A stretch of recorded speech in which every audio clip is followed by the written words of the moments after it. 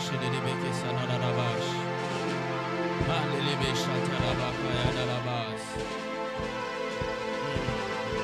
nous sommes dans ta présence et nous voulons que tu nous fasses du bien. Nous te prions en ces instants et nous libérons ta présence au milieu de nous, Père. Que tout ce qui sera fait en scellé soit pour ta gloire. Que tout ce qui sera dit en scellé, que tu t'en glorifies, Père.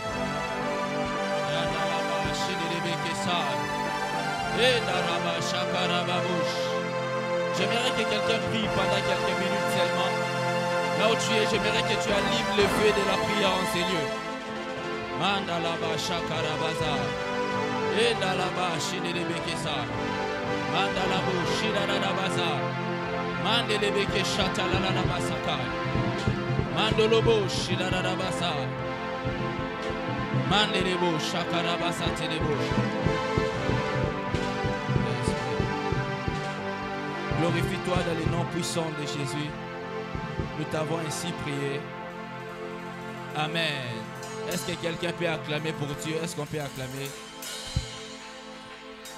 Pour le roi de gloire, est-ce qu'on peut continuer à acclamer très fort pour celui qui vit à jamais? Que Dieu soit béni si on peut se rasseoir là où nous sommes. Rasseyons-nous. Que l'Éternel de gloire soit béni pour ce jour encore. Il nous permet de pouvoir nous présenter à nouveau dans la présence de Dieu. Je dis merci à l'homme de Dieu, les frères Élie, pour ces forts moments de prière. Que l'Éternel Dieu vous bénisse pour cela. Et je tiens à remercier Dieu qui m'a rendu capable et qui m'a donné cette opportunité à me présenter devant vous pour vous apporter la parole de Dieu. Comme j'ai toujours l'habitude de le dire, ce n'est pas que je suis si spécial que les autres, ni possédant plus de grâce que d'autres personnes, mais c'est juste la grâce de Dieu qui m'a localisé. Et j'en suis reconnaissant par rapport à Dieu, mais je m'aimerais aussi honorer mon père ou notre père, le pasteur Robert Samson, de m'avoir cédé sa chair pour apporter la parole de Dieu. Est-ce qu'on peut acclamer pour lui, même s'il n'est pas là? Est-ce qu'on peut quand même acclamer pour lui? Que Dieu soit béni. Mais j'aimerais aussi vous honorer, vous qui êtes là, comme j'ai toujours l'habitude de le dire. On peut préparer un bon message, un message ici qui est là. Mais si normalement les gens qui devaient être là pour l'écouter n'étaient pas là, je serais en train de crier sur des chaises. Est-ce que tu peux quand même acclamer parce que tu es là? Mi betela maboko ko, betela maboko nzambo lingiti ya pasteur lingiti ta yo mo mi betela kasi maboko. Amen. Alors j'ai été conduit par l'Esprit à nous donner un peu ces messages que moi je trouve si particuliers. Beaucoup de prédicateurs qui ont y a passé ici nous ont parlé de Jacob qui a lutté avec Dieu, qui a lutté avec l'ange. On nous parle de Jacob qui a remporté la victoire. On nous parle d'un Jacob qui, Dieu lui avait certainement fait grâce de vaincre Laban, de vaincre Esaïe, ou même de remporter la victoire par rapport à Dieu. On nous parle d'un Jacob glorieux. Un Jacob normalement qui devait connaître la mort, mais Dieu l'a fait grâce de quitter de la mort à la vie. Hier même, le pasteur Trésor nous a montré comment est-ce que Jacob devait demeurer seul pour posséder ce qu'il avait réussi. On nous a parlé d'un Jacob qui était glorieux, d'un Jacob qui a obtenu une faveur particulière de Dieu. Mais moi aujourd'hui, je voulais aller un peu au-delà de tout ce qu'on nous a relaté comme message, de tout ce qu'on nous a annoncé comme état une prédication. Mais j'aimerais annoncer un peu ces messages. J'aimerais un peu intituler ça comme après la bataille de Jacob. Ce qui peut arriver dans nos vies après que nous ayons remporté la victoire. Et ce thème, je l'ai intitulé Jacob élevait un autel. 2 points, 3 attitudes majeures qui nous enseignent. Jacob éleva un autel. 2 points, 3 attitudes majeures qui nous enseignent. Je suis dans le livre de Genèse chapitre 33. J'aimerais qu'on soit debout, nous allons le lire tous ensemble, à moins que tu sois malade. Genèse chapitre 33, à partir du verset 16. Ce qui arrive après que Jacob ait combattu. Ce qui arriva après qu'il aille remporter la victoire. C'est ce qui a beaucoup plus tiré mon attention. On est souvent trop habitué de nous parler que Jacob a lutté avec Dieu. Il a remporté la victoire. Jacob a fait ceci, il a fait cela. Mais pas trop souvent, on nous parle aussi de Jacob. La suite de son histoire après avoir rencontré Dieu. La Bible déclare ceci. Genèse chapitre 33 à partir du verset 16. La Bible déclare le même jour, Jacob reprit le chemin de Séhir le même jour. Genèse chapitre 33 à partir du verset 16. La Bible déclare les mêmes jours, Jacob, ou plutôt les mêmes jours, Ésaïe reprit le chemin de Séhir. Jacob partit pour Sukkot. Il bâtit une maison pour lui et il fit des cabanes pour ses troupeaux. C'est pourquoi l'on appela ce lieu le nom de Sukkot. À son retour de Padam Aram, Jacob arriva heureusement à la ville de Sichem, dans le pays de Canaan. Et il campa devant la ville. Il acheta la portion du champ où il avait dressé sa tente. Des fils d'Amor, père de Sichem, pour 100 késitas. Mais c'est le verset 20 qui m'intéresse. C'est là même se trouve mon message. La Bible déclare, et là, il éleva un autel qu'il appela El Elohe Israël. Est-ce que quelqu'un peut dire avec moi qu'il éleva un autel? Est-ce que je peux bien écouter? Il éleva un autel. C'est un peu comme la conclusion de sa vie par rapport à cette période, par rapport à cette histoire. L'introduction de la vie de Jacob, on peut se rasseoir. L'introduction de la vie de Jacob commence par cette démarche qu'il a entreprise de quitter là où il habitait chez son beau-père là-bas, jusqu'à arriver dans le pays de Canaan. Certes, c'est cette manière de quitter de Jacob, c'est ces démarches qu'il a eu à entreprendre, ne provenaient même pas d'ailleurs de lui. La Bible déclare, lorsqu'il était en train de s'endormir, Dieu est venu dans son repos. Il est venu dans son sommeil et il a dit, quitte ce territoire, retourne en Canaan. Dans le fait que Jacob a quitté de Padam Aram en Canaan, ce n'était pas sa propre motivation.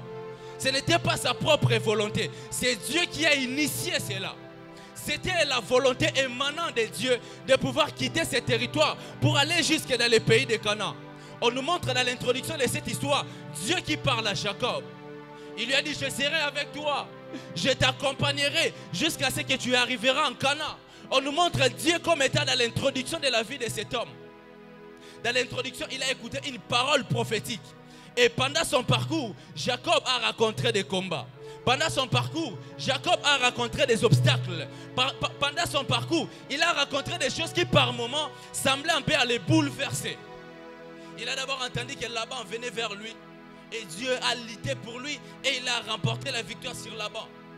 Et comme si cela ne suffisait pas, la Bible déclare dans le chapitre 30 à partir du verset 1er que Jacob poursuivant son chemin, les anges de Dieu l'ont rencontré. Mais juste après s'être quitté avec les anges de Dieu, la Bible déclare qu'il a envoyé des messagers pour aller dire à Ésaïe de lui permettre de passer sur son territoire. La Bible déclare que Ésaïe venait à sa rencontre avec 400 hommes. Et pour Jacob, c'était comme une sorte de la bataille. Son frère venait à lui pour pouvoir l'attaquer et le faire du mal. Donc vous allez voir avec moi que pendant son parcours, Jacob par moment, il a eu à rencontrer des choses qui ne lui plaisaient pas. Mais la finalité de cette histoire est que Dieu lui a encore donné la capacité de triompher sur Ésaïe. Donc nous allons voir, le Dieu qui a parlé à Jacob était capable de pouvoir l'accompagner, comme les Quinois disent, inde jusqu'à dans son territoire. C'est pourquoi même cela me pousse à dire à quelqu'un en ces lieux, n'aie pas peur, si c'est Dieu qui est dans cette affaire-là, tu finiras par arriver là où il est en train de t'attendre. Si réellement tu avais écouté quelque chose de la part du Seigneur, à moins que ces affaires-là que tu as commencé, au départ ce n'était pas Dieu que tu avais écouté. À moins que dans ces foyers-là que tu es entré, ce n'était pas Dieu. À moins que par rapport à ces études-là, ce n'était pas Dieu que tu avais écouté. Mais si réellement c'était Dieu qui était comme étant le point de départ, n'aie pas peur des choses que tu rencontreras en chemin. Parce que les mêmes Dieu qui t'avaient parlé, sera les mêmes Dieu qui sera en train de t'accompagner jusqu'à ce que tu arriveras. Est-ce que quelqu'un peut me dire Amen? Et si vous allez voir que Jacob a poursuivi son chemin jusqu'à arriver dans le pays de Canaan. Et la chose qui m'intéresse, c'est le chapitre 33, à partir du verset 20. Alors qu'il a entrepris toutes ces démarches, il est arrivé à Sichem, dans le pays de Canaan. Et la Bible déclare, après avoir acheté les champs, après qu'il s'est établi dans ce territoire-là, la Bible déclare, il a bâti un autel à l'Éternel. C'est la conclusion de sa vie que Jacob nous donne. Avant qu'il entre dans une nouvelle phase de sa vie, il a fini par bâtir un autel. Et cela m'a poussé un peu à réfléchir un peu sur l'après-combat de Jacob. Assez souvent nous parlons sur l'avant-combat. Après cela, assez souvent nous parlons sur pendant les combats de Jacob. Mais nous ne tenons pas trop souvent attention sur l'après-combat de Jacob. Et cela m'a poussé à intituler ma petite exhortation de cet avant-midi ou même de cet après-midi. Jacob éleva un autel. 2 points, 3 attitudes majeures qui nous enseignent. La Bible nous montre que Jacob, après avoir sorti vainqueur dans la présence de Dieu, il bâtit un autel à l'Éternel qui lui avait fait remporter la victoire. Vous allez voir que Jacob sort d'un défi. Il sort d'une bataille. Il sort d'un combat qui était lié à sa destinée. Par moments, ça voulait même lui coûter la vie. Et il a vu comment est-ce que Dieu a agi. Il a vu comment est-ce que Dieu lui a fait remporter la victoire. Même par rapport à Isaïe qu'il était incapable de remporter. Des fois, cette citation-là, où Jacob ne s'attendait qu'à la mort, mais il a vu Dieu entrer dans la scène de sa vie pour lui donner de la victoire. Et à la finalité, Jacob, comme un homme spirituel, il a compris qu'ici, je dois bâtir un autel. Je dois bâtir un autel. Et il donna à cet autel le nom de El Elohim Israël, qui veut dire l'Éternel est le Dieu d'Israël. Et Jacob, comme juif, il est en train de nous enseigner sur l'impact ou même l'importance des autels dans notre vie. Il est en train de nous révéler l'impact ou la place qu'occupent les autels dans notre vie. Les juifs ne blaguaient pas avec les autels. À chaque moment qu'un juif bâtissait un autel, c'était en connaissance de cause. Et lorsque Jacob a bâti cet autel, en réalité, il voulait nous enseigner 3 choses. Il y en a beaucoup, mais j'ai voulu scinder juste 3 choses pour pouvoir nous les parler en ces lieux. Par cette manière de faire de Jacob, il nous enseignait en tant que chrétien, il y a 3 attitudes majeures. Il y a 3 manières de faire majeures qu'il faut adopter, après avoir sorti vainqueur par rapport à un combat, par rapport à un défi, par rapport à un obstacle. Après, nous sommes pendant un programme de prière, nous sommes en train de faire 30 jours dans la présence de Dieu. Après, c'est là, quelles sont les 3 attitudes que nous devons adopter? C'est bien de prier, c'est bien de réclamer la victoire. C'est bien de dire à Dieu, viens, entre dans la scène de ma vie. Fais-moi remporter la victoire par rapport au combat de ma famille. Fais-moi remporter la victoire par rapport à ma destinée. Donne-moi ceci, donne-moi cela. C'est bien de prier pour ça. C'est bien de réclamer ces choses dans la présence de Dieu. Mais pas trop assez souvent. Nous sommes en train de réfléchir aussi. Après que Dieu t'a donné la chose que tu as besoin, quelles sont les choses que tu dois commencer à faire? Alléluia. Alléluia. Quelles sont les choses que tu dois commencer à faire? Alors, Jacob est en train de nous enseigner sur cela. Par rapport à ces 30 jours de prière, certaines personnes peut-être ont eu à remporter la victoire sur les batailles spirituelles qui pesaient sur leur famille. Par rapport à ces programmes de prière, d'autres par exemple ont eu à relever certains défis dans plusieurs domaines de leur vie. D'autres encore ont expérimenté une nouvelle dimension de Dieu dans leur vie et dans leur destinée. D'autres encore, leur vie de prière a connu un autre envol. Tu as remarqué que depuis que tu as commencé ces programmes de prière, jusqu'à maintenant, tu sens vraiment que tu commences à beaucoup plus aimer la présence de Dieu. Avant, c'était difficile d'entrer dans la présence de Dieu, mais maintenant, tu sens que tu deviens léger dans la présence de Dieu. Il y a pour certains même, gêner, c'était un problème. Faire même 1 jour, 3 jours, c'était un problème. Mais tu t'es rendu compte que tu as fait déjà 26 jours où tu étais dans les gênes. N'est-ce pas que c'est un exploit? N'est-ce pas que c'est un exploit? Avant même 3 jours, c'était un problème. Mais tu en as déjà fait 26. Est-ce que tu peux quand même acclamer pour toi-même? C'est un exploit. Vous savez, j'aimerais quand même donner ces témoignages. J'aime pas trop donner ça, mais je suis dans l'obligation de les donner. Jusqu'à maintenant, je me pose toujours la question, comment est-ce que j'ai eu à faire ces gènes-là? Un jour, Dieu a eu à me dire, je devais prendre 10 jours de prière sans manger, sans boire. Sans manger, sans boire. Tu ne manges rien, tu ne prends même pas de l'eau. 10 jours. Frère, c'est ça, un jour, 10 jours. J'ai commencé bien, 1er jour, 2e jour, 3e jour. Et puis à la maison, on a commencé à remarquer que j'ai commencé à trop rétrécir. J'étais vraiment juste comme un squelette qu'on a juste répété la chair. Même mon père était en train de crier sur moi, tu cherches quoi, tu vas mourir pour rien. Mais moi, je savais que c'est Dieu qui m'a donné ces programmes de prière. J'ai continué 6e jour. À partir du 6e jour, tu vois, tu pries comme ça, pour dormir, tu n'arrives même pas à dormir. Il n'y a plus le sommeil, tu n'as pas de l'eau dans le corps. Ou même là, le taux de l'eau dans le corps a diminué. Je suis allé jusqu'au 8e jour et quelques heures seulement. Et comme la mission était ça, ma prière, au côté de la programme pour Bomanga Tony. La comique à la 8e jour, l'essentiel, n'a su quand même une grande partie. Au moins, il a gêné la fungolata la maille. J'ai fait au moins 8 jours et 14 heures sans manger, sans boire. Et jusqu'à maintenant, je me pose toujours la question, comment est-ce que j'ai à faire ces jeûnes?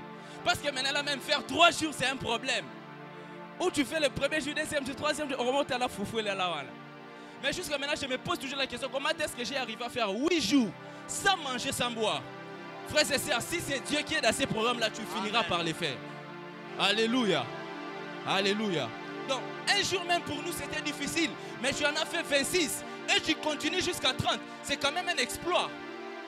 C'est quand même un exploit. Il y a d'autres personnes qui ont eu à voir certaines ouvertures de Dieu s'ouvrir dans leur vie. Il y a même ici certains parmi nous qui ont eu à voir certaines choses que Dieu a accomplies dans leur vie. C'est comme un témoignage. Pourquoi? Parce que c'est pendant ces programmes de prière que Dieu s'est révélé. Donc nous tous, tels que nous sommes là, tout un chacun a un témoignage à donner par rapport au moins à quelque chose qu'il a vu Dieu agir dans sa vie. Personne ne me dira que depuis que ces programmes de prière ont commencé, il n'a rien expérimenté. Tout un chacun, que ce soit spirituellement, que ce soit physiquement, on a eu nous tous à expérimenter au moins quelque chose que Dieu a accompli dans notre vie. Mais la grande question qu'on peut se poser en celle, qu'est-ce qu'il faut faire après ces programmes de prière? Frères et sœurs, nous sommes déjà là. Aujourd'hui, c'est le 26e jour. Il nous reste 4 jours pour terminer ces programmes. Après ces programmes, quelles sont les choses que tu dois commencer à faire? Quelles sont les choses que tu dois commencer à faire dans le but de maintenir cette victoire que Dieu t'a donnée? Dans le but de maintenir cette promotion que Dieu t'a donnée? Dans le but de maintenir cette vie de prière, cette vie de consécration? Dans le but de conserver ces ouvertures que Dieu t'a données? Quelles sont les choses que tu dois commencer à faire? Alors j'aimerais déjà nous les donner rapidement. Ces 3 attitudes que Jacob est en train de nous enseigner au travers des choses qu'il a eu à accomplir. Et tous ces 3 attitudes, je les ai découvert au travers de l'autel qu'il a eu à bâtir. La Bible déclare que Jacob bâtit et leva un autel qu'il bâtit au nom de l'Éternel qui donna comme étant le nom El Elohim Israël. La première des choses, ou la première attitude que nous découvrons par la manière de faire de Jacob, c'est ce que j'ai intitulé que Jacob bâtit l'autel au nom de l'Éternel. Et ce que vous devez écrire est que c'est la raison pour laquelle même Jacob a eu à bâtir cet autel-là. Ce qui beaucoup plus a attiré plus mon attention, c'est pourquoi est-ce que Jacob a eu à bâtir cet autel-là? Pourquoi en Israël on bâtissait les autels?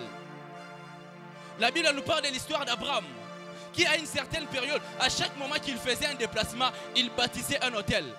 Lorsque même Dieu a instauré la sacrificature, il a fallu qu'il y ait un autel dans les parvis que Dieu avait voulu que Moïse bâtisse. Pourquoi on bâtissait les autels en Israël? La première des choses que nous devons savoir, et ce sont même les attitudes que Jacob est en train de nous révéler. La première des choses, on bâtissait l'autel pour invoquer le nom de l'Éternel. On bâtissait les autels ou même l'autel pour invoquer le nom de l'Éternel. Vous allez voir avec moi dans le livre de 1 Roi chapitre 18, les versets 32 et les versets 36. Il est question d'Élie devant le prophète de Baal. Les versets 32 et 36 nous disent ceci. Vous allez voir, la Bible déclare, les versets 32. Élie bâtit avec ses pierres un autel au nom de l'Éternel. Il fit tout autour de cet autel-là un fossé de la capacité de 2 mesures de semences. Écoutez le verset 36. Au moment de la présentation de l'offrande, Élie le prophète s'avança et dit: Éternel Dieu d'Abraham, d'Isaac et d'Israël, que l'on sache aujourd'hui que tu es Dieu en Israël et que je suis ton serviteur, que j'ai fait toutes ces choses par ta parole. Avant que Élie ne prie, il a d'abord commencé par bâtir l'autel. Donc, l'autel a précédé la prière d'Élie. Il n'a pas commencé du coup à prier dans les vides, mais il a d'abord bâti l'autel. Et lorsque vous lisez même l'histoire de tous les patriarches en Ancien Testament, ils bâtissaient l'autel dans le but d'invoquer le nom de l'Éternel. Et lorsque vous allez voir que l'autel était cet intermédiaire qui reliait le ciel et la terre par la prière. Lorsque quelqu'un voulait invoquer le nom de l'Éternel, il bâtissait cet autel-là. Parce que c'était un intermédiaire qui reliait le ciel et la terre par la prière. Alors, lorsque Jacob est en train de bâtir cet autel, c'était dans le but de pouvoir demeurer dans la présence de Dieu. Parce que je me pose la question, déjà il rencontre l'ange. Il rencontre l'ange dans le chapitre 32. L'ange a changé son identité. Mais pourquoi encore dans le chapitre 33, Jacob bâtit l'autel? Et ici par rapport à la définition, on bâtissait l'autel pour invoquer le nom de l'Éternel. Par là, je suis en train de comprendre que Jacob avait bâti cet autel dans le but de demeurer dans la présence des dieux. C'est comme si Jacob était en train de dire, certes, j'ai vu Dieu se révéler dans ma vie lorsque j'avais besoin de lui. Je l'ai vu me faire remporter la victoire sur mon frère. Dieu m'a fait triompher des combats qui pesaient sur ma vie et sur ma destinée. Alors, j'aimerais bien conserver cette intimité avec lui à bâtir cet autel dans le but de demeurer dans sa présence. Frères et sœurs, on ne bâtit pas les hôtels au hasard. On bâtit l'autel dans le but de demeurer dans la présence de Dieu. On bâtit l'autel dans le but de pouvoir rester là, dans cette intimité qu'on a avec Dieu. Ainsi déjà par ce niveau, j'aimerais dire à quelqu'un en ces lieux, frères et sœurs, écoutez ceci. Dans la vie, ou même dans la vie chrétienne, même dans la marche chrétienne, le plus important, ce ne sont pas des heures que tu passes dans la présence des dieux, pendant un programme de prière. Mais le plus important, c'est surtout ce que tu deviendras après ces programmes de prière. Ce n'est pas ce que tu fais pendant les programmes de prière. Ce n'est pas ce que tu fais pendant ces 30 jours de prière. Mais c'est ce que tu seras en train de faire après ces 30 jours de prière. Jacob, comme un homme spirituel, pendant qu'il était avec Dieu, il a lutté. Il a remporté la victoire. Mais après la lutte avec Dieu, il bâtit l'autel pour rester dans la présence de Dieu. J'aimerais dire à quelqu'un, ce temps-là est arrivé où tu dois bâtir l'autel dans la présence de Dieu. Pourquoi? Parce que tu seras en train de demeurer afin de conserver ce que tu as reçu pendant ces moments de prière. Alléluia. Le plus important, c'est ce que nous deviendrons après ces programmes de prière. C'est bien de venir ici chaque midi, chaque matin, chaque soir. Mais qu'est-ce que tu feras après ces programmes de prière? Est-ce que tu retourneras ce que tu étais, tel que tu étais avant? Est-ce que tu retourneras dans la distraction comme tu étais avant? Est-ce qu'après ces programmes de prière, tu dois adopter la première attitude, c'est de bâtir les hôtels? Quand je dis bâtir l'hôtel, cela veut dire que tu dois faire de ton intimité, de ta vie, une vie de prière permanente. Vous allez voir dans le livre de 1 Thessaloniciens, chapitre 5, le verset 17. L'apôtre Paul est en train de dire prier sans cesse. En d'autres termes, ce passage est en train de nous dire bâtissez les hôtels sans cesse. Parce que pour prier, il faut un hôtel. Et dans le Nouveau Testament, nous bâtissons les hôtels spirituels qu'on appelle la présence des dieux. Alors, si tu veux prier sans cesse, en d'autres termes, tu dois bâtir les hôtels sans cesse. De telle manière que lorsque Dieu, à chaque moment, il viendra pour te rencontrer, il doit trouver le feu sur l'autel. Lorsqu'on a confectionné le tabernacle, Dieu était capable de dire à Moïse qu'à chaque moment, le feu devait brûler sur l'autel des holocaustes. Pourquoi à chaque moment que le feu devait brûler? Parce que déjà le feu là était l'image de la prière en Ancien Testament. Pourquoi Dieu voulait que le feu brûle continuellement sur l'autel? C'était l'image de prière qui montait. Frères et sœurs, après ce programme de prière, n'éteins pas le feu que Dieu a allumé en toi. Je ne sais pas si je parlais à quelqu'un. Après ce programme de prière, n'éteins pas le feu que Dieu a allumé en toi. Laisse que le feu de Dieu puisse brûler continuellement sur ton autel. À chaque moment que Dieu viendra, qu'il trouve le feu sur ton autel. À chaque moment qu'il viendra dans ta destinée, qu'il trouve le feu sur ton autel. Est-ce que je suis en train de parler à quelqu'un? L'exaucement de la part de Dieu n'arrive que lorsque Dieu trouve le feu sur l'autel. N'est-ce pas la Bible déclare que n'éteignez pas le Saint-Esprit? D'une autre manière, on nous présente le Saint-Esprit comme le feu qui doit brûler en nous. J'aimerais dire à quelqu'un, à chaque moment que le feu de Dieu sera en train de brûler en toi, tu vas commencer à constater les exaucements en exaucements. Tu vas vivre de gloire en gloire. Tu vas aller de percée en percée. Pourquoi? Parce que ton autel est toujours en train de consommer le feu que tu as allumé. Prier sans cesse veut dire pour nous bâtisser les hôtels sans cesse. Pourquoi nous devons prier sans cesse? Parce que ce sont les hôtels qui nous maintiennent dans une vie de prière permanente. Ce qui fait que nous ne dépendons plus d'un programme de prière. Frères et sœurs, tel que moi je ne suis là, par la grâce de Dieu, moi je ne dépends pas des programmes de prière. D'ailleurs, depuis beaucoup d'années, je me suis fait une discipline. Je ne fais jamais un mois sans pour autant jeûner. Et je ne gêne même pas moins d'une semaine. Chaque mois, je me donne toujours une discipline de jeûner. Peut-être par moment, les gens me voient que je ne grossis pas. C'est une discipline que je me suis donnée. Frères et sœurs, aussi longtemps, tu n'as pas encore touché les promesses de Dieu entre tes mains. Ne baisse pas la garde par rapport à ta vie de prière. Ah, je ne sais pas si je parle à quelqu'un. Aussi longtemps que tu n'as pas encore obtenu ce que tu cherches de la part de Dieu, ne baisse pas dans la vie de prière. Nous avons aujourd'hui des chrétiens qui se comportent comme étant, ils ont déjà tout réussi avec Dieu. Comme si tu as déjà tout réussi. Tu cherches le mariage, tu ne l'as pas encore vu, mais tu vis comme déjà une mariée. Tu cherches le travail, tu ne l'as pas encore obtenu. Tu vis déjà comme quelqu'un qui a tout obtenu. Frères et sœurs, quand tu entres dans la présence de Dieu, entre comme quelqu'un qui fait qu'aujourd'hui, quelque chose doit commencer. Est-ce que je suis en train de prêcher à quelqu'un? Frères et sœurs, que sur ton autel, que le feu brille continuellement.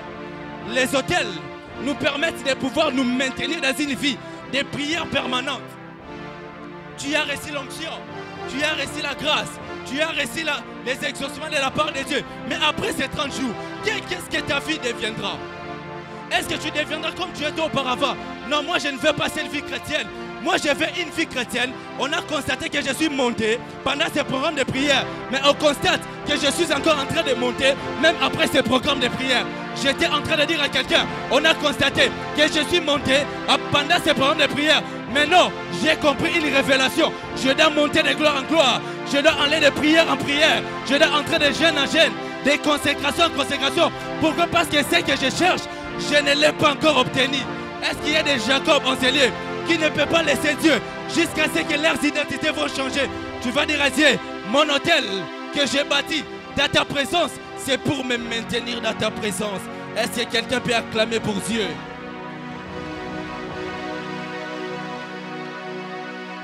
Vous allez voir dans les livres des psaumes. Psaume chapitre 84, le verset 10. Les psalmistes étaient capables de nous lire: mieux vaut un jour dans tes parvis que 1000 ans ailleurs. Mieux vaut un jour dans tes parvis que 1000 ans ailleurs. C'est comme si David était en train de nous dire: un seul jour dans la présence de Dieu est beaucoup plus important que 1000 ans que je peux faire en dehors de la présence de Dieu. Parce que c'est qu'un jour dans la présence de Dieu est capable de me donner dépasse les 1000 ans que le monde ne peut pas me donner. Frères et sœurs, tu as fait 1000 ans en dehors de la présence de Dieu, tu n'as rien obtenu. Viens demeurer même un jour dans la présence de Dieu, et ce que tu recevras dépassera même le nombre de temps que tu as fait dans les mondes et que tu n'as reçu de la part de ces mondes-là. Ma prière pour quelqu'un, c'est que tu bâtisses les hôtels. Mais ce que j'aime avec ces passages, je termine à 10 minutes. Ce que j'aime avec ces passages, Genèse chapitre 33, le verset 20, la Bible déclare, ce que j'aime, les verbes qu'on utilise. La Bible ne me dit pas que Jacob bâtit un hôtel. Mais la Bible déclare dans Louis II que Jacob éleva un hôtel. Est-ce que quelqu'un peut dire avec moi qu'il éleva un hôtel? Dis avec moi, éleva un hôtel. C'est très important. Lorsque la Bible prend le soin de souligner un verbe, nous devons le prendre avec beaucoup plus d'attention. La Bible ne me dit pas qu'il bâtit un hôtel. Dans Louis II, il éleva un hôtel. Et le verbe élevé, selon les contextes de ces passages, peut nous dire ceci. Le verbe élevé, selon les dictionnaires, nous dit ceci. Quelque chose qui est élevé, veut dire, le verbe élevé veut dire mettre plus haut. C'est élever plus haut, rendre plus haut. Cela veut dire mettre au-dessus de tout. Lorsque Jacob a bâti, ou même il a élevé cet hôtel, d'une manière, c'est comme si on était en train de nous dire que Jacob avait mis haut cet hôtel-là par rapport à sa vie. Il avait dressé cet hôtel-là tout haut par rapport à sa vie. Élever veut dire mettre plus haut. C'est placer plus haut. Rendre plus haut. C'est élever au-dessus de tout. Ma prière dans la vie de quelqu'un est qu'après ces 30 jours de prière, que ta vie de prière puisse prendre un certain envol. Ma prière dans la vie de quelqu'un, après ces 30 jours de prière, que ta vie de prière ne puisse pas diminuer, mais que tu puisses constater que tu as placé ta vie de prière, ta vie d'intimité à un niveau très élevé. De telle manière, lorsque le monde sera en train de te voir, dira que cet homme, cette femme, c'est un homme, c'est une femme de prière. Alléluia. Alléluia. Il y a des gens, lorsque vous les voyez comme ça, vous sentez qu'ils dégagent la prière. Il y a des gens pareils. Quand tu les vois seulement comme ça, tu sens qu'ils dégagent la vie de prière. Il n'a pas besoin de vous dire que c'est un prieur. Juste en les voyant comme ça, vous sentez une vie de prière. Dans l'histoire des réveils, on nous a même parlé des gens, des femmes comme des Catherine Kuhlman, où c'était même impossible de s'asseoir tout près d'elle. Si vous asseyez juste tout près d'elle, vous sentez la présence de Dieu. Et il y avait même des gens qui étaient baptisés. Il y avait même des gens qui parlaient à langue. Il y avait même des gens qui tombaient par terre. Ils n'avaient pas besoin d'imposer les mains aux gens. Juste par le fait de s'asseoir avec elle, vous constatez la visitation de Dieu. Telle est ma prière dans la vie de quelqu'un. Tu n'as pas besoin d'imposer les mains aux gens. Tu n'as pas besoin qu'on sente que tu es un homme de prière. On te voit même à quelques kilomètres. On sait que cet homme, cette femme, c'est un homme de prière. C'est un homme de prière. Élever veut dire mettre plus haut. Rendre plus haut. C'est mettre au-dessus de tout.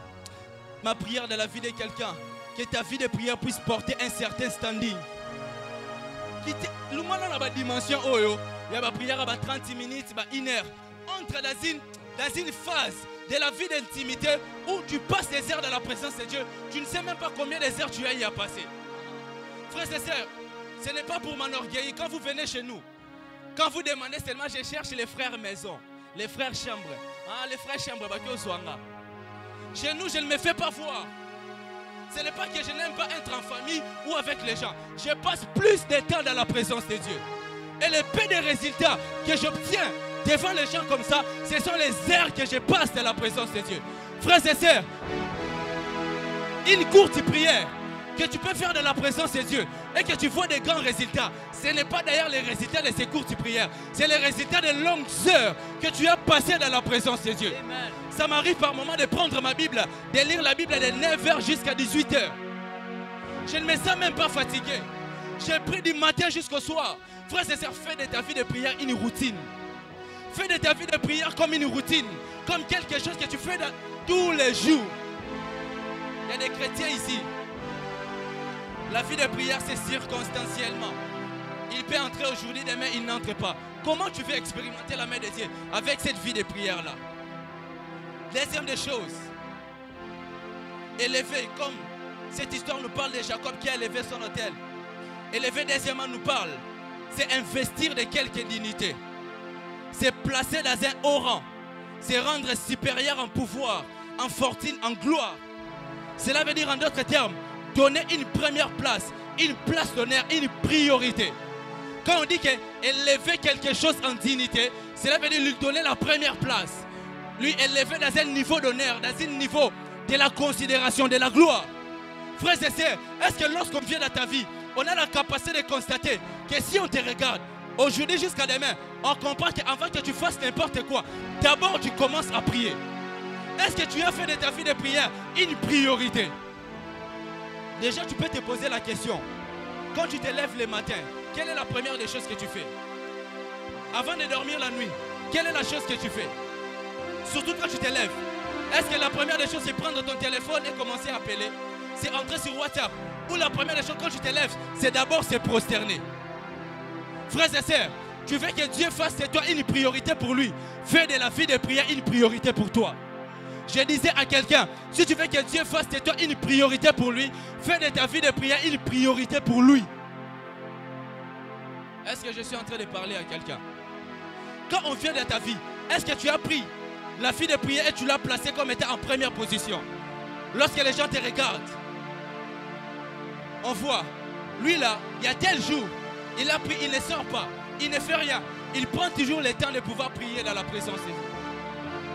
Troisièmement, élever veut dire aussi augmenter des quantités, augmenter des prix et des valeurs. Élever veut dire aussi augmenter des quantités. Est-ce que quelqu'un est capable qu'après ces 30 jours de prière, qu'il augmente sa vie de prière en quantité? Si tu faisais 3 heures, que j'augmente même 6 heures, que tu ailles même à 9 heures, pourquoi pas 12 heures? Il y a des gens même qui entrent en retraite, ils prient de lundi jusqu'à lundi, ils ne se fatiguent pas. Est-ce que tu ne peux pas augmenter ta vie de prière en quantité? Frères et sœurs, les défis sont devant nous. Les obstacles sont devant nous. Les combats sont devant nous. Tu es venu dans une famille. Tu as trouvé les combats. Et pendant déjà là, parents, arrière-grands-parents. Toi, tu es venu, tu as trouvé les mêmes combats. Et tu penses que c'est seulement dans une prière de 1 heure que tu feras tomber ces combats.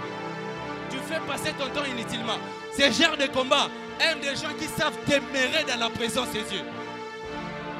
Voyez, la famille a trouvé un combat qui a fait des siècles. Et tu penses que c'est pendant 3 heures que tu feras faire partie de ces combats-là.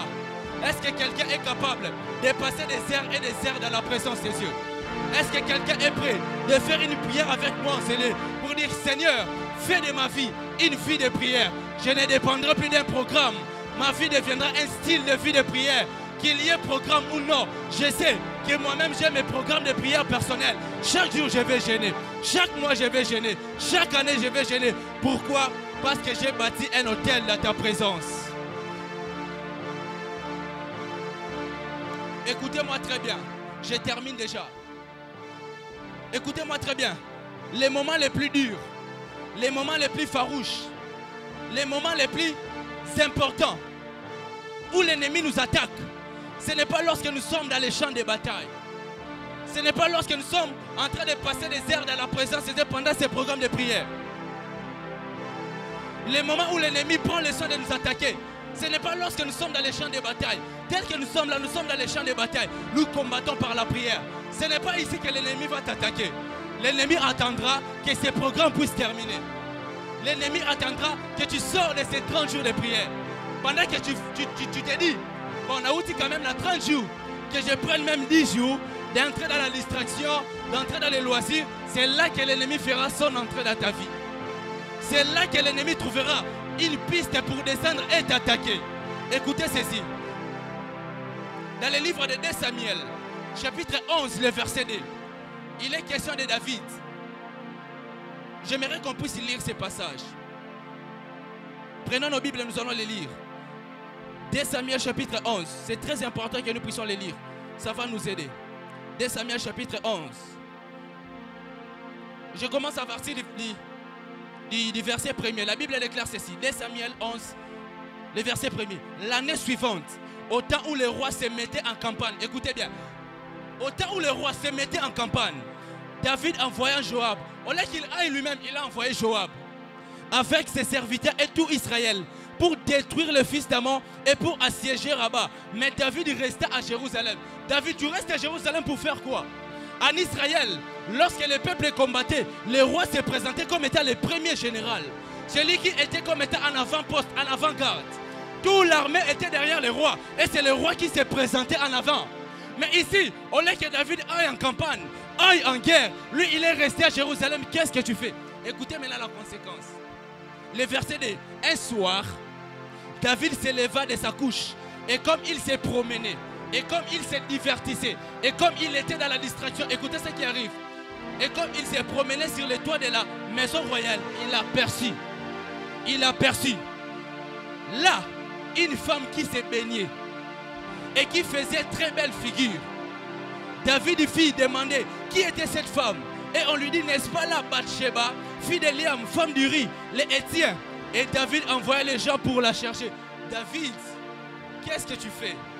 Au lieu que tu ailles en guerre, tu es resté dans la distraction. Tu es resté dans les loisirs, dans les divertissements. Regarde maintenant ce qui est arrivé.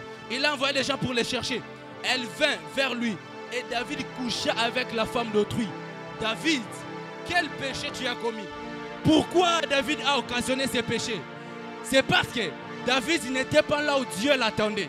Frères et sœurs, la présence de Dieu, c'est un endroit. L'ennemi, certes, il viendra pour t'attaquer, mais il n'aura pas d'emprise sur toi. Mais si tu quittes la présence de Dieu et que tu entres dans la distraction, tu crées toi-même des pistes pour que l'ennemi t'attaque. Et certainement, il t'aura. Certainement, il va remporter la victoire sur toi. Ici, David est tombé parce qu'il n'était pas dans les lieux où Dieu l'attendait. David, Dieu t'attend à la campagne. Dieu t'attend dans la guerre. Qu'est-ce que tu restes faire à Jérusalem? Il reste là et c'est là qu'il est tombé. Ma prière dans la vie de quelqu'un est que tu comprennes ces choses. Que tu ne sois pas dans la distraction. Parce que là, tu crées des portes. L'ennemi entrera et il te fera tomber. Et tu perdras même l'onction que Dieu t'a donnée. Frères et sœurs, j'ai commis beaucoup d'erreurs dans ma vie. Et je ne peux plus revenir sur les mêmes erreurs plusieurs fois. Par moments, il m'arrivait où tu entres dans un programme de prière. Je me rappellerai toujours de ces programmes de prière. J'étais entré dans une retraite. Est-ce qu'il t'est déjà arrivé d'entrer dans un programme de prière où tu sens comme si Dieu veut te tuer? Je sentais tellement une forte présence des dieux. Tu sens vraiment que Dieu est là. Tu n'as pas besoin de le voir, tu le sens là. Et en sortant seulement comme ça, j'étais entré dans une certaine distraction et cette onction-là est partie. Parce qu'on a voulu un petit moment, et frère, à quoi il y a l'impudicité? Non, à quoi il y a l'impudicité? Autre chose. Frères et sœurs, ce que tu reçois dans la présence de Dieu, conserve ça, qui est dans la présence de Dieu. Frères et sœurs, onctueux à pas si. L'exaucement est dit, ne perds pas cela comme ça dans la facilité. Ne perds pas cela comme ça dans la facilité. Tu as fait 30 jours pour recevoir ce que tu as reçu. Et en un seul jour, dans la distraction, tu perds cela. Hermo retire Anakanda, mes frères. Hermo retire Anakanda. Il t'a coûté 6 mois pour rechercher l'onction que tu as reçue. Et dans 5 minutes, avec une femme, tu as perdu cela. Ah, est-ce qu'il y a quelqu'un scellé qui prête les chances que je n'abandonnerai jamais Dieu? Je ne laisserai jamais la présence de Dieu au risque de perdre ce que Dieu m'a donné. Au risque de perdre ce que Dieu m'a donné. Est-ce qu'il y a quelqu'un scellé qui peut dire Seigneur, donne-moi la capacité de ne pas être comme David. Je vais rester dans ta présence. Peu importe que j'aille en guerre ou non en guerre, je vais rester dans ta présence. Parce que là, tu vas conserver ce que tu m'as donné. Donnez un amen. David a la distraction. Il a perdu ce que Dieu lui a donné. Frères et sœurs, la vie chrétienne n'a pas de repos. La vie chrétienne n'a pas de repos. Tu reviens de la prière, entre encore dans la prière. Tu reviens d'un programme de consécration, entre encore dans un programme de consécration. Et surtout, dans ce cas, l'ensemble pour l'année prochaine.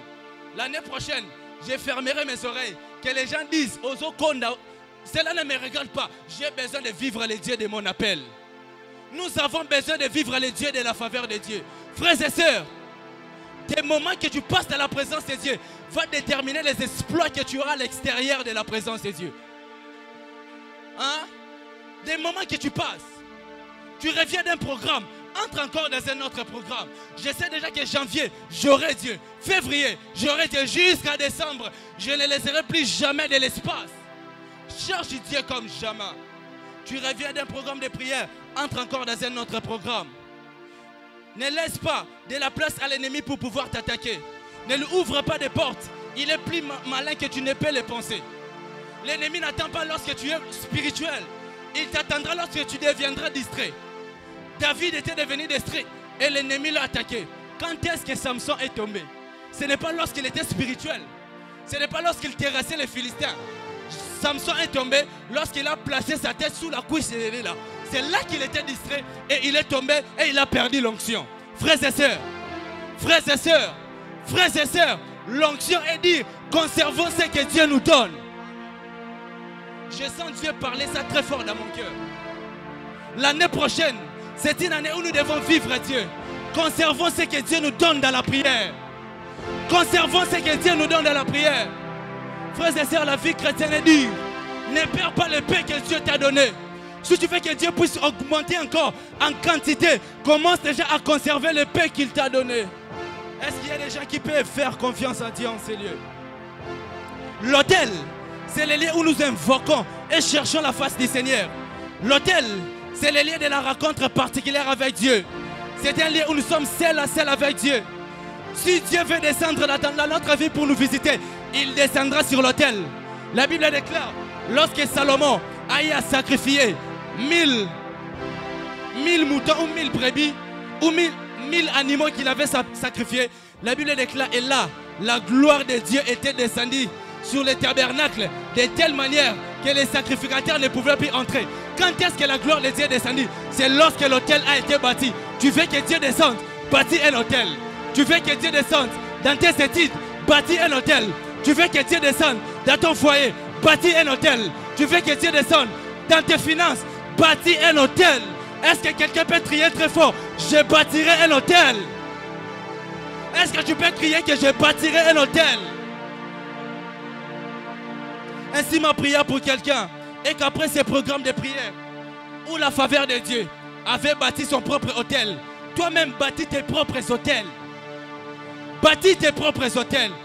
Tu as cet hôtel ici. Je te cherche jusqu'à ce que je ferai ceci.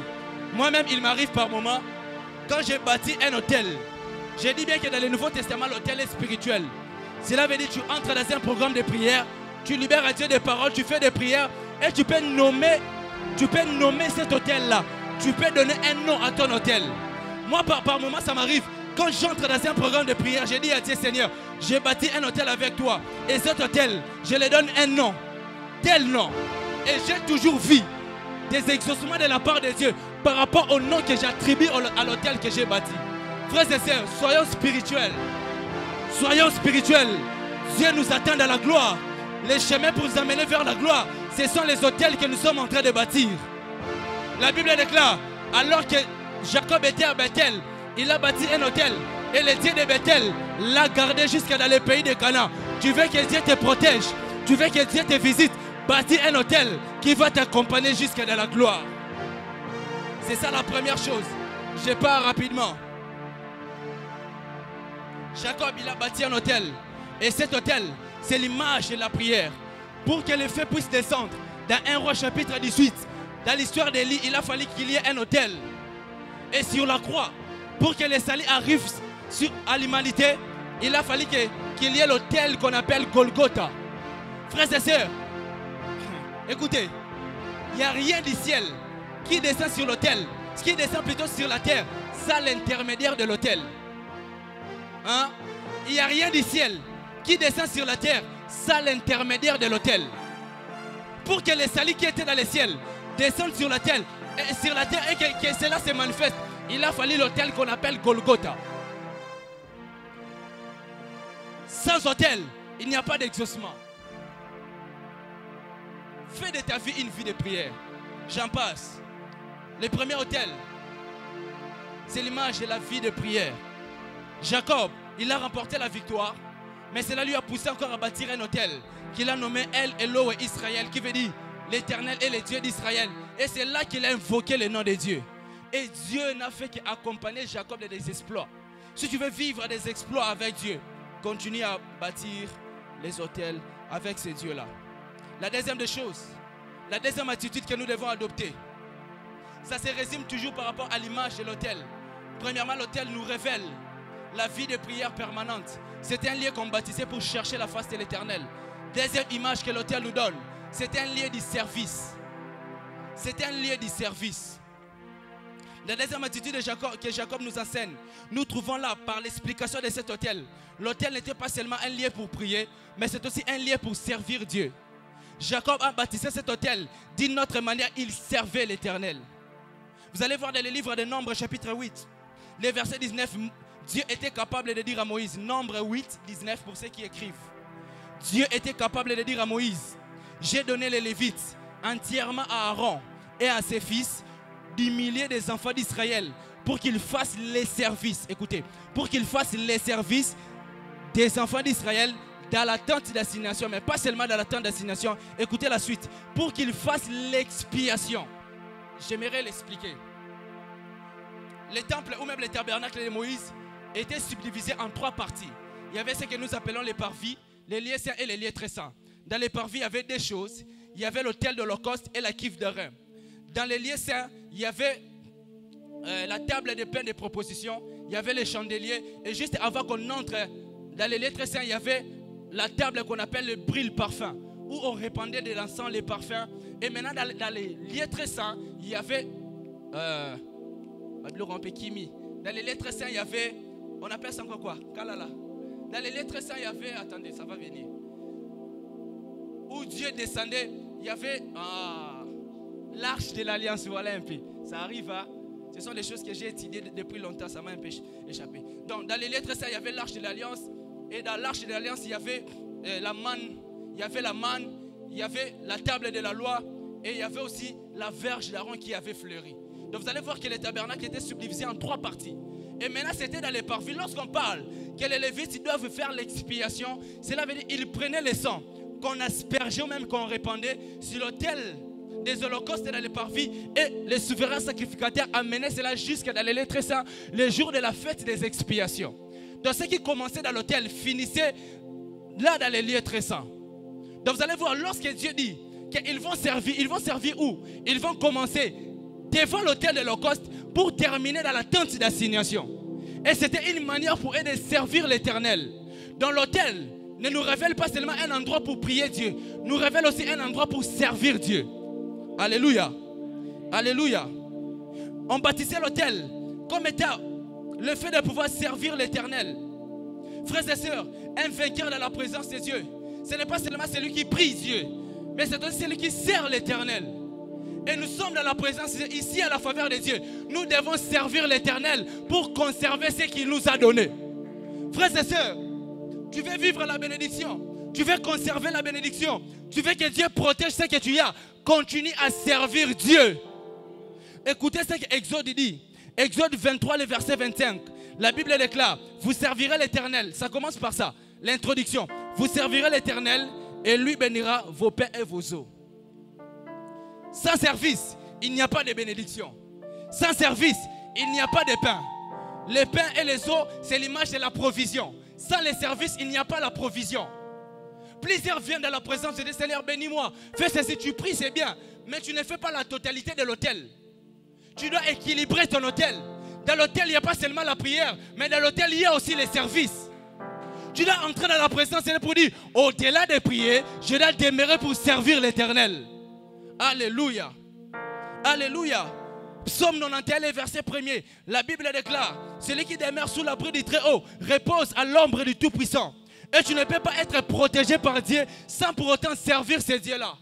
Parce que comment tu peux te reposer sous l'abri de celui que tu ne connais pas?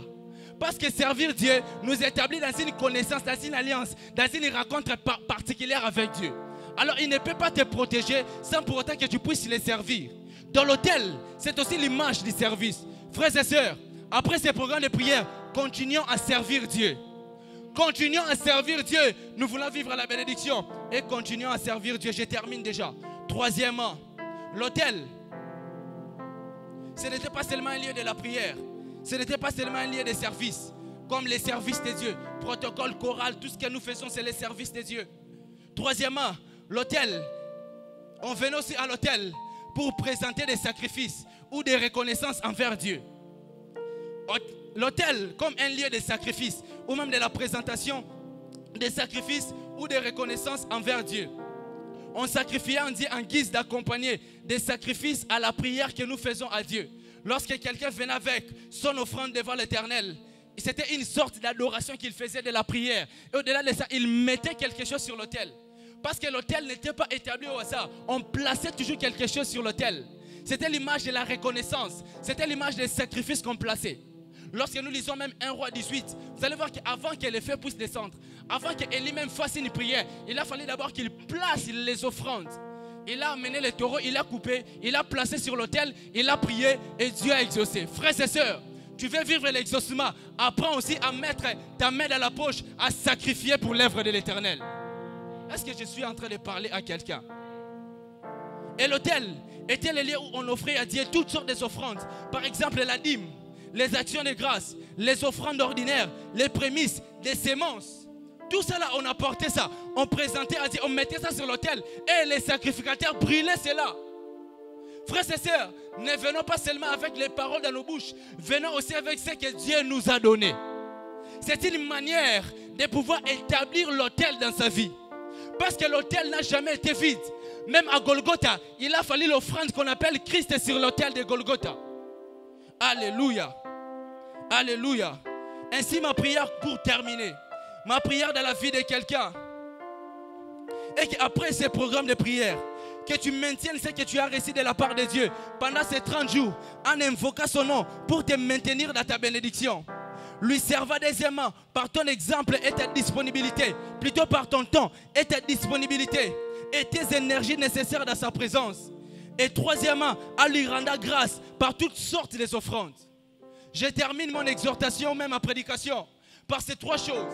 Tu veux vivre Dieu, tu veux te maintenir dans la bénédiction, dans l'exaucement que Dieu t'a donné. Fais ces trois choses.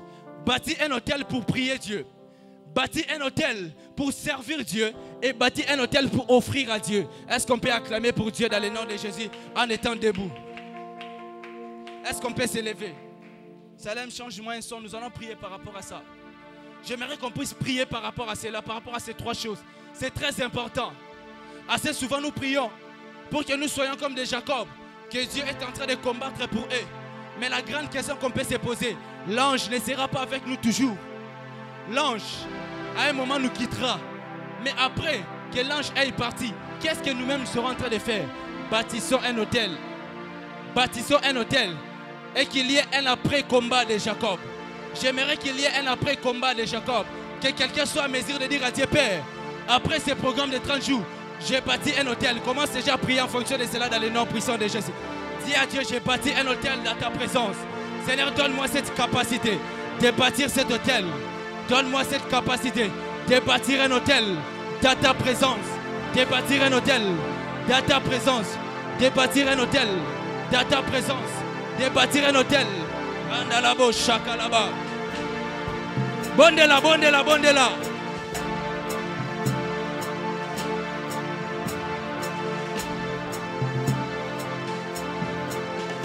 Frères et sœurs, les choses que je nous ai prêchées sont simples. Je ne nous ai pas compliquées. Je nous ai parlé des choses très simples.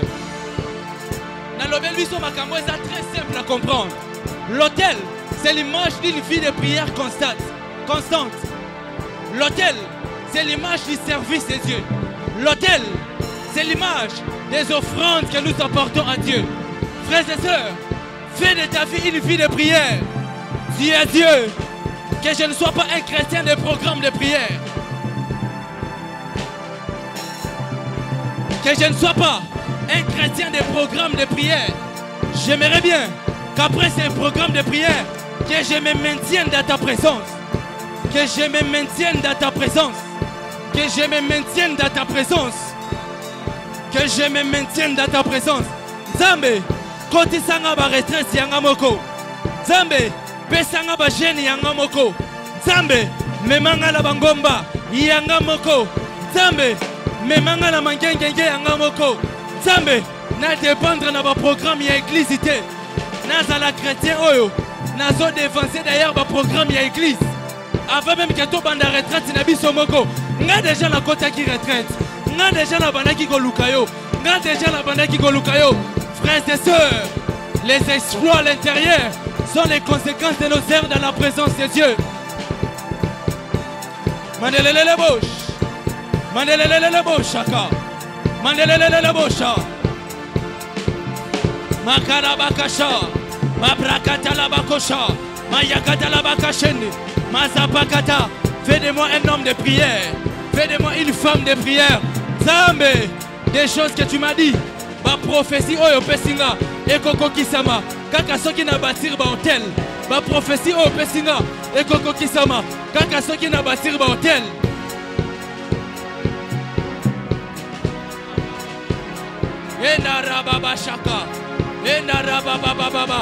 Un homme spirituel qui a compris ce message ne priera pas comme je suis en train de voir. Un homme de prière, une femme de prière qui a compris ce message ne priera pas comme tu es en train de prier. J'aimerais que tu montes là où tu es, que tu dises à Dieu Père que je sois comme Jacob. Tu m'as donné la victoire sur Laban, tu m'as donné la victoire sur Esaïe, tu m'as donné la victoire même sur toi-même. J'aimerais bâtir un hôtel. J'aimerais bâtir un hôtel. J'aimerais bâtir un hôtel. J'aimerais bâtir un hôtel. Écoutez-moi. Frères et sœurs, nous sommes dans notre dernière semaine. Nous allons nous tous nous mettre à genoux. Nous allons nous tous nous prosterner. Tu vas dire à Dieu, cette manière de me prosterner, c'est l'image que je serai continuellement dans ta présence même après ces 30 jours. Fukama, même si tu es malade, Dieu va guérir. Dieu va guérir ta maladie. Nous allons nous tous nous prosterner. C'est prophétique. Tu vas dire à Dieu, Seigneur, geste au nazo sala. Et ça très significatif. Et ça comme maintenir dans la vie dans la prière. Les instrumentistes montent avec moi. Tu vas fortement prier. Tu vas battre les mains. Tu vas dire à Dieu Nzambe, maintenir dans la vie de prière.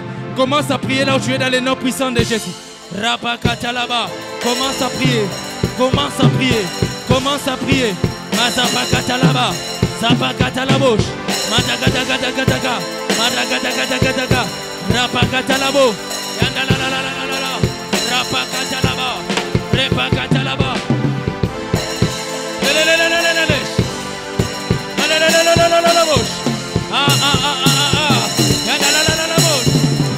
Zambe salanga mutama wombi. Zambe salanga mutama wombi. Zambe salanga mutama wombi. Zambe salanga mutama wombi. Rapakatalabo. Mazapakatalabo. Mazapakatalabo. Je suis en train de me consacrer dans ta présence. Je suis en train de me consacrer dans ta présence. Zambe. Magadalabo. Magadalabo. Magadalabo. Zambe batindi kangali situte. Bona kolukayo. Batindi kangali situte. Bona kolukayo. Batindi kangali situte. Bona kolukayo. Batindi kangali situte. Bona kolukayo. Zambe na lukayo, na lukayo, na lukayo.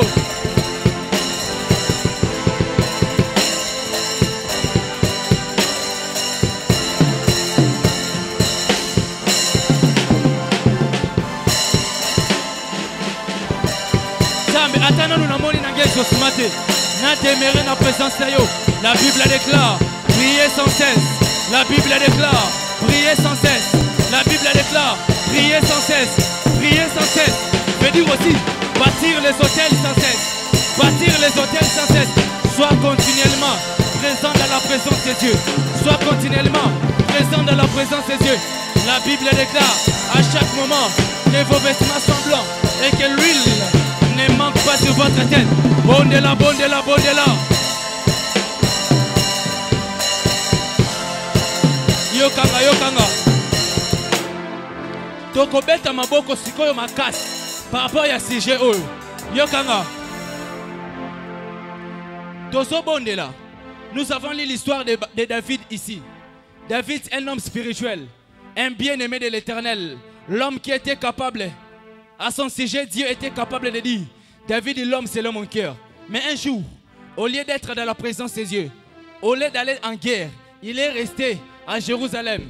Il est en train de se divertir. Il est dans les loisirs, en train de se promener sur le toit. Il a vu quelque chose qui l'a conduit à pécher. Yokanga. Après programme à prière. Tu ne sais pas quel combat qui t'attend après ce programme de prière. Même le diable était capable de dire à Jésus, dans le désert, je reviendrai à toi à un temps favorable. Frères et sœurs, aussi longtemps que nous sommes encore sur la terre, le diable ne cessera jamais de nous attaquer. Si vous osez détruire, et là qu'on y a ce qu'on péché, on demeurer la présence en Zambé. Ce que ça, camarade, en Zambé, à Kabolona Bango. Ce que ça, TV, tel que moi je suis là, je ne regarde plus jamais la télévision. Je ne sais même plus les temps ou les mois que j'ai regardé la télévision. Je ne regarde plus. Je me discipline pour ne pas être distrait. Frères et sœurs, tu dois multiplier des disciplines et des stratégies. Tu dois fuir tout ce qui doit t'amener dans la distraction. Éloigner la distraction, on commence à battre les mains, commence à prier. Commence à battre les mains, commence à prier. Ah, ta manière de battre les mains ne me convient pas. Commence à battre les mains. Commence à battre les mains. Commence à battre les mains. Rapakata là-bas. Masapakata. Masapakata. Yenda la bobo bobo bobo bobo bobo. Beta maboko, beta maboko. Yebi santambe. Tambe éloigner la vie nanga. Nyosa oye ko distraire nga. Éloigner la vie nanga. Nyosa oye ko distraire nga. Éloigner la vie nanga. Nyosa oyo e ko memanga na distraction. Éloigner la vie nanga. Nyosa oyo e ko memanga na distraction. Ezala ba camarade, ezala famille, ezala TV, ezala téléphone, ezala ordinateur. Zambe éloigner, éloigner, éloigner. Beta maboko. Yebi sanzambe. A éloigner yo. Na nyoso oyo et comme la distraction a éloigné yo na nyoso oyo et comme la distraction tala taya cause la distrait et si elle est qui c'est le temps où nous devons nous consacrer. Lève-toi, sois debout, lèvons-nous, lèvons-nous.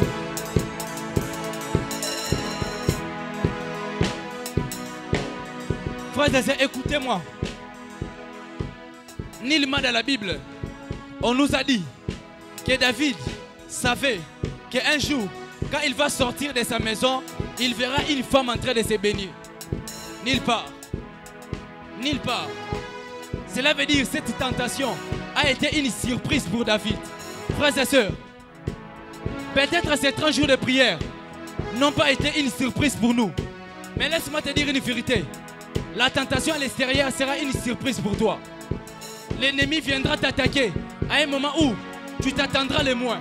Yoka, tozo défoncer ma stratégie à diable. Tozo bon de la tozo nzambe. Yes. tentation combat. Mais je suis déjà en train de m'investir dans ta présence de telle manière que même lorsque ce combat viendra, je ne céderai pas. Tu vas battre les mains, tu vas prier. Tu vas dire à Dieu, Père, vaccine-moi déjà de la victoire par rapport même à ce combat futur qui viendra. Commence à battre les mains, commence à prier. Dans le nom puissant de Jésus. Commence à battre les mains, commence à prier. Lobelanzambe maloba. Dis à Dieu, si ces combats, si cette tentation, si ces combats, si cet obstacle viendra après 10 jours, je ne tomberai pas. Si ça viendra après 20 jours, je ne tomberai pas. Si ça viendra après 1 mois, je ne céderai pas. Je suis en train de prier pour que je ne cède pas aux tentations présentes et aux tentations futures. Je ne céderai pas à cela dans le nom de Jésus.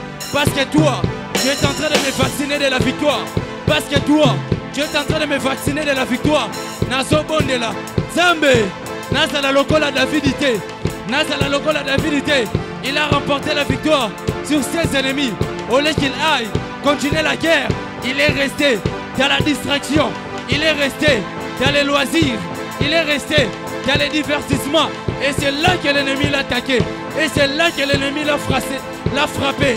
Seigneur, que je ne sois pas comme Samson, qui a abandonné devant Dalila, qui a laissé son onction entre les cuisses de cette femme parce qu'il était distrait. Seigneur, je ne mérite pas être distrait. Seigneur, je ne mérite pas être distrait. Seigneur, je ne mérite pas être distrait. Écoutez-moi. Nous allons prier pour ces 2 choses. Je suis déjà à la fin. Nous allons prier pour ces 2 choses au même moment. Et j'ai senti ça dans mon esprit. Des hommes de Dieu, je vais les appeler pour déclarer pour nous. L'homme de Dieu Olivier va s'approcher. Mais aussi l'homme de Dieu merci va aussi s'approcher. Ils vont déclarer des paroles sur nous. J'ai senti ça. Donc prier pour la 2 choses au même moment. La deuxième des choses que l'autel nous représente, c'est le lieu du service. C'est le lieu où nous venons pour sacrifier Dieu. Alors si tu veux bâtir continuellement les autels, cela veut dire continuellement tu seras en train de servir Dieu. Que ta manière de servir Dieu ne soit pas conditionnée à quelque chose. Mais troisièmement, tu vas dire à Dieu de te donner la flexibilité à donner dans sa présence. Tout ce que nous avons, c'est Dieu qui nous l'a donné. Alors nous serons en train de redonner à Dieu par nos dîmes, par nos actions de grâce, par nos offrandes ordinaires. Tout ce dont Dieu a mis entre nos poches. Tu vas prier, tu vas dire à Dieu, Père, donne-moi cette facilité à donner. Bénis-moi d'abord. Et ensuite, tu seras en train de me donner cela pour venir te les redonner. Commence à prier pour ces 2 choses. Dis à Dieu, Seigneur, je sois quelqu'un qui sera en train de te servir. Je sois quelqu'un qui sera en train de te servir. Et en donnant tout ce que tu vas me mettre entre mes mains. Pendant que l'homme de Dieu Olivier déjà s'approche pour déclarer pour nous.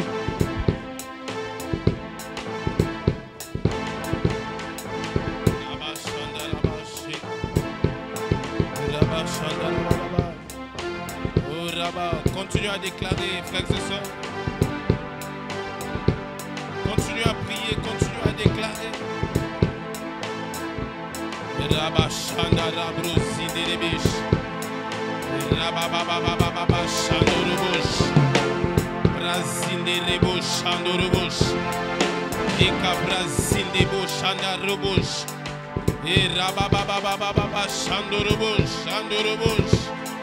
Rebo Shandorobosh, O Rabababa Shandorobosh, O Rebazinde Rebo Shandorobosh, O Rebababa Shandorobosh, Ibrazinde Rebo Shandorobosh, E Rabo Shandorobosh, Rabababa Shandaraka Zinderebesh, E Sandorobo Shandaraba, E Raba Shandaraba. Seigneur, je prie et je déclare au Dieu de gloire. Après ces moments de prière au Dieu de gloire, que la faveur de Dieu accompagne chacun de nous dans le nom de Jésus. Seigneur, je prie cet après-midi au Dieu de gloire. Seigneur, nous ne voulons pas venir pour venir, mais nous voulons venir pour, oh Seigneur, accueillir quelque chose dans ta présence, Seigneur. Je prie après ce moment, oh Dieu, que la vie de quelqu'un change dans le nom de Jésus.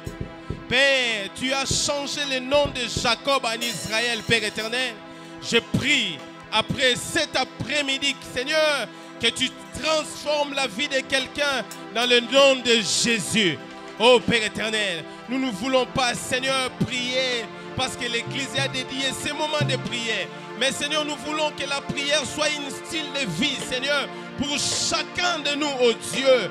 Père, je prie et je déclare que la soif de la prière accompagne quelqu'un dans le nom de Jésus.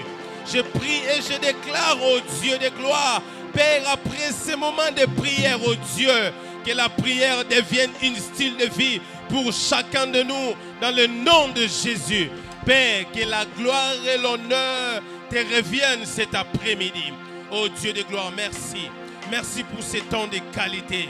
Merci, oh Dieu de gloire, Seigneur, pour ces temps de qualité où tu as visité ton peuple cet après-midi. Oh Père éternel, je prie encore que la bénédiction de Dieu accompagnera chacun de nous après ce moment de prière dans le nom de Jésus. Oh Seigneur, que la gloire de Dieu accompagne chacun de nous. Je prie, oh Dieu, oh Père, tu as changé Israël. Oh, tu as changé Jacob en Israël. Père éternel, après ces moments, nos familles changent de nom dans le nom de Jésus. Après ces moments de prière, oh Dieu, je prie, Père éternel, levez de mon cœur l'année qui commence, Père éternel, que l'histoire de quelqu'un change dans le nom de Jésus. Père, merci. Merci, mon Dieu, mon roi. Merci, Seigneur.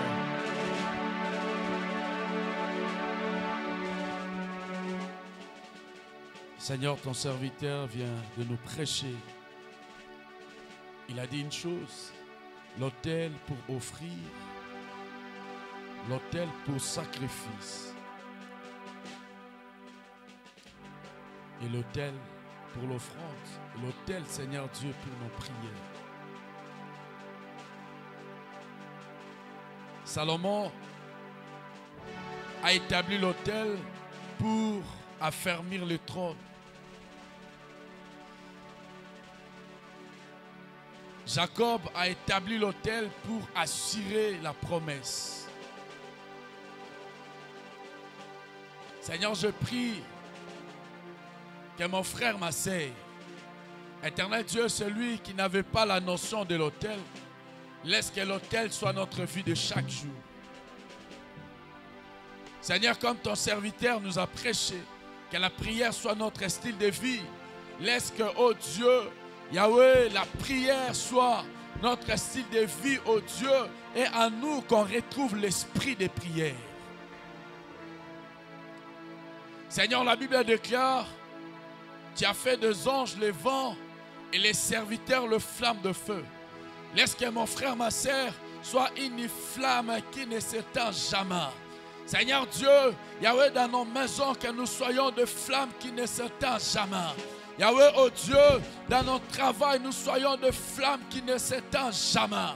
Quelle est ma prière cet après-midi? Je prie, oh Dieu, que pendant que mon frère, ma soeur sera en train de prier, de se mettre à prier, oh Dieu, Yahweh, laisse que l'autel soit permanent, afin que notre vie devienne stable. Notre vie spirituelle devient stable. Notre foi devient stable devant les épreuves, devant les tentations. Notre vie, oh Dieu, soit stable. Au nom de Jésus. Au nom de Jésus. Laisse que ces peuples, oh Dieu, au sorti de ces lieux, que chacun de nous dise, cet avant-midi, je viens d'établir un nouveau autel. Que quelqu'un dise réellement, j'ai rencontré le Dieu de Bethel. J'ai rencontré le Dieu d'Israël. J'ai rencontré le Dieu d'Obed Samson. Et cet après-midi, je reçois un nouveau témoignage. Laisse que cela soit le partage de quelqu'un scellé. Au nom de Jésus-Christ, nous avons ainsi prié. Nous disons tous, merci Seigneur Jésus-Christ. Acclame très fort Jésus. Amen. Très bon moment. Maison.